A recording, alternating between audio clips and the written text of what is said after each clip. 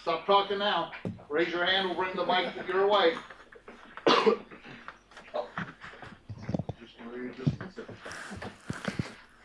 Coach, last week marked the first time that Braylon Addison, Darren Carrington, and Devin Allen ever played together in the same game, which is kind of odd considering they're three of the most productive guys you've had the last couple of years.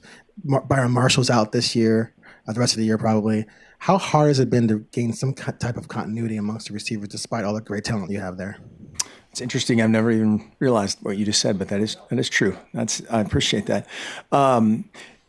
It's kind of just the reality of modern football, whether it's injuries or whatever, having to plug and play and still play at an extremely high level, whether that's up front, which that took place last week, or as you said, the chemistry of throwing and catching. And we did a lot better kind of in the improvised situations where those guys made plays out of the system, so to speak, than we did on some stuff, whether it was in the red zone or some designed, whatever, run down 12 yards and turn around at a certain angle type stuff.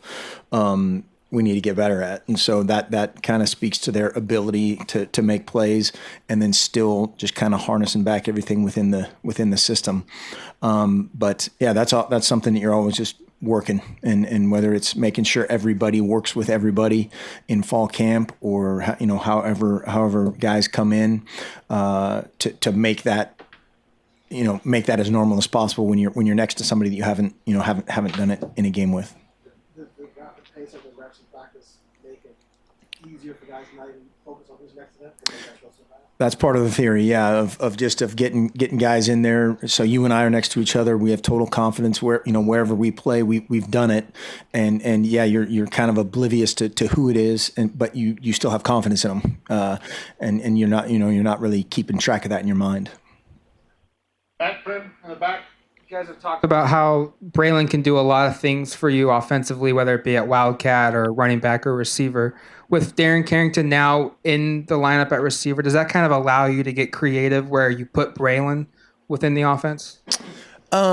Maybe. I mean, yes and no. You're still developing. We've got some guys that are still kind of working their way, whether it's Darren or Devin or all these other guys that are kind of working their way into maybe a different percentage of game snaps.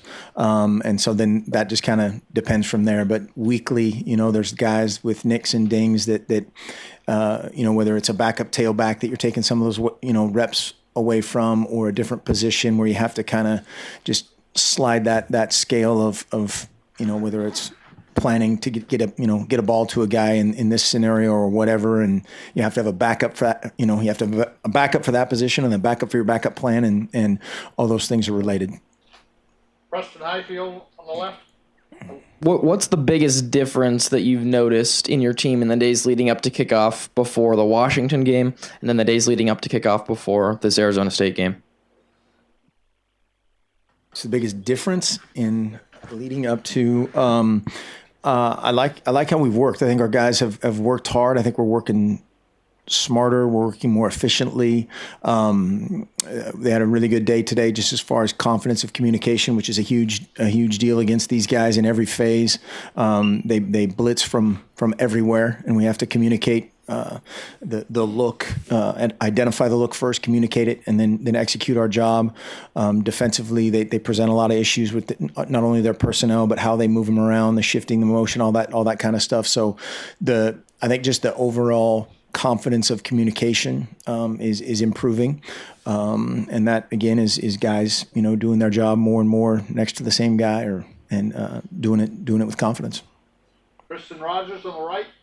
On Sunday, I asked Royce Freeman about the blitz-heavy offense from Arizona State. He laughed, saying that the phrase blitz-heavy was funny. And then I asked the same thing to Scott Frost, and he laughed because he says that really is an understatement.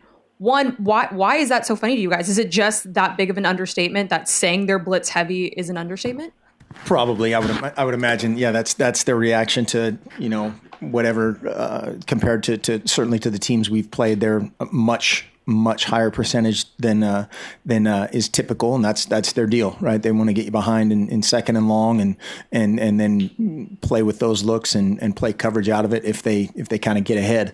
And so you have to be ready for 4 guys off every side, 4 guys in the A gap, 4 guys off the bus, 4 guys from everywhere. They're bringing it.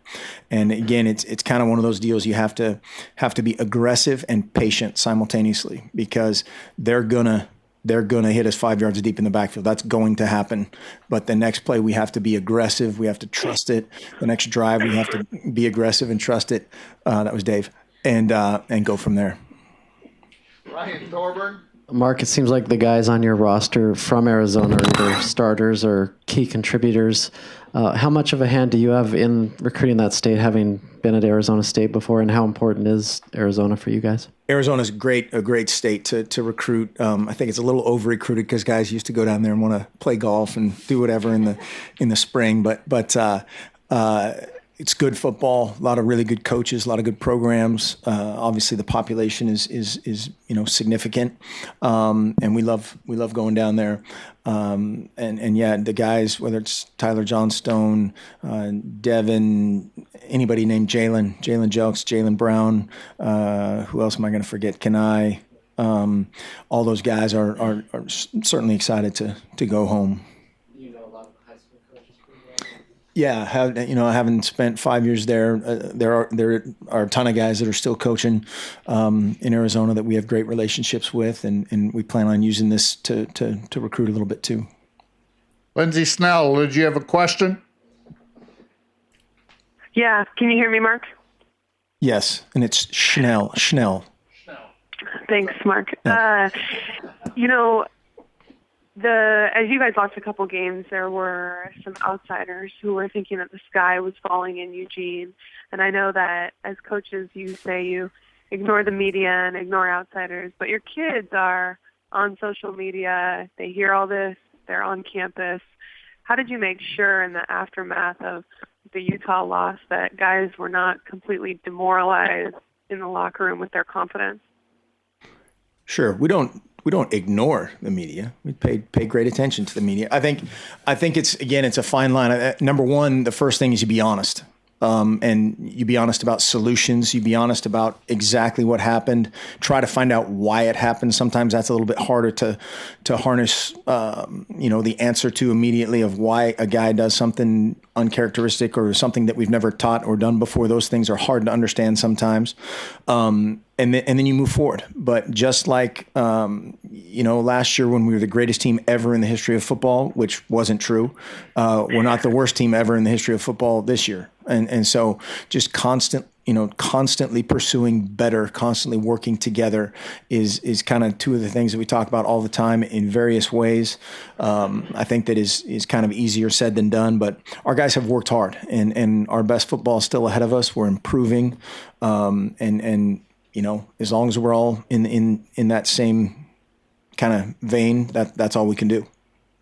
Vernon said that he actually likes that people have these wild expectations as Duck fans, that he thinks it's appealing. He likes to go somewhere where the standard is high. Do you feel that or acknowledge that, or do you just wish people would mind their own business? No, absolutely. We are at a place where there's some percentage, whatever that is, that if you lose a game, whatever, it's fire me, drop football, whatever that extreme kind of reaction is, that there's a percentage like that. There's some percentage like that everywhere. But we're also a place where you can win it all. You can do things the right way. You can do all the things that we do in the classroom, in the community, all the positive things that we do that are awesome that nobody talks about. And so, absolutely, you'd much rather, as a competitor, as a high level competitor, you'd much rather be at a place where people care a lot than they don't. Yesterday, Frost was saying that he never wants to go too fast on offense and have it not work and then put the defense back out there again if they've been out there already quite a bit in a game. Do you take that into account with how selectively you use tempo in a season like this, how the defense has been doing?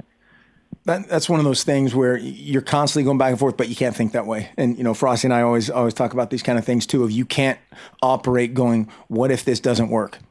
From his standpoint, that's something where we'll either do something a little bit differently, whether it's a series of plays that we're checking, seeing what the defense is doing and trying to get in the best situation, or play with emotion, or play something that just might take a little bit more time, but we also have to put our foot on the gas and do what we do. And it's always, working that fine line of trying to be in the perfect play versus just going and seeing if that's good enough. This is a two-parter. Where does DJ Foster kind of stack up against the, playmakers in the Pac-12, and then seeing as what he can do in the run game and the passing game with Byron that's shown here, Christian McCaffrey? Is that kind of the new wave of football? Yeah, definitely. I think he appears to be exactly what you just said, that guy that can play a bunch of different positions. He has to be smart. He has to be tough. And those guys are hard to defend. And that, whether it's being able to line up in a conventional whatever 2-back 1 tight end look and pound the ball and be really good at that, or line up in empty and be a route runner and be really good at that. He is very, very good. I think it sounds like they're going to get the big guy back at tailback as well, DeMario, and so it's just another element that you have to be prepared for. Any other questions? Justin? Back to talking about the wide receivers with obviously Carrington back and Devin Allen getting up to full speed, but specifically to Braylon Addison, is he the type of guy where, as far as the approach, you're trying to, on certain drives, get him the ball specifically? Do you design the offense in a specific way like that? Sure. I mean, obviously, you want to get the ball in your playmaker's hands, and he is a dynamic playmaker, whether it's in the return game or as a receiver, running reverse, whatever that is. And so you're going to try to get the ball in those guys' hands, whether that's Royce or Darren or Vernon or whoever. And then you just have to have a backup plan. He's a guy that has played a ton in special teams. He played a lot offensively. We have to keep him fresh. We have total confidence in a guy like Kirk Merritt that is really getting better and better and better. You can see him growing up just before our eyes. And so, again, it's that balance. But absolutely, we want the ball in our best guys' hands. Lindsay, did you have anything else to add? No, I'm good. Thanks, Dave. Anything else? Thanks, Mark. Thank you. I guess.